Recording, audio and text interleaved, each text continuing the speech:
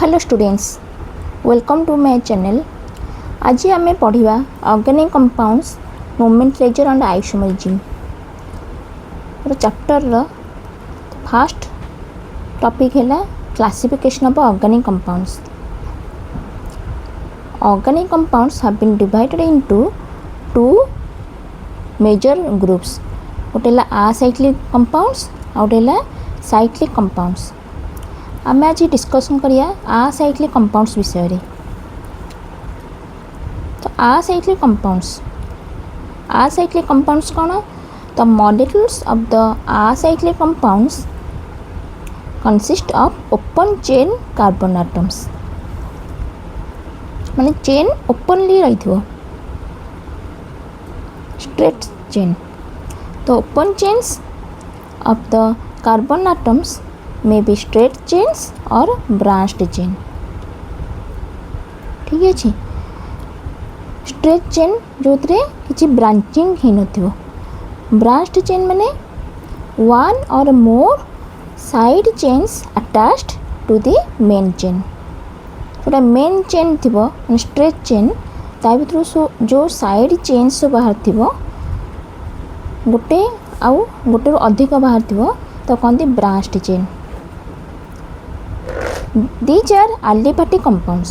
माने acyclic compounds are aliphatic compounds। aliphatic compounds माने कौन? aliphatic compounds are organic molecules in which carbon and hydrogen atoms are linked in open chains। माने aromatic cyclic nature in open chain, straight or branched chain। open chain माने कौन? straight और branched और non aromatic. Aromatic nature है नथिबो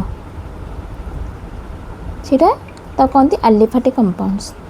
तो acyclic compounds सब aliphatic compounds सब acyclic nature. तो एग्जांपल्स कौन? स्ट्रेट चेन रो एन ब्यूटेन। ये देखंतु पिला माने एठी कार्बन गोटे n butane 4 carbons.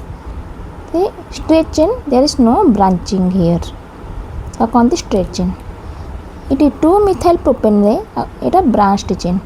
Branched chain देखंतु एटी हमर सेकेंडरी कार्बन पाखरे हियर ब्रांचिंग स्टार्ट है। मिथाइल ग्रुप लगी सेकेंडरी कार्बन पाखरे।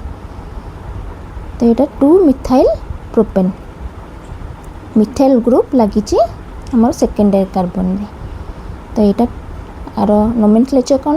2 मिथाइल प्रोपेन। जेहेतु 3टा कार्बन अच्छी तो यही अल्केन ग्रुप है प्रोपेन ग्रुप 2 मिथाइल प्रोपेन।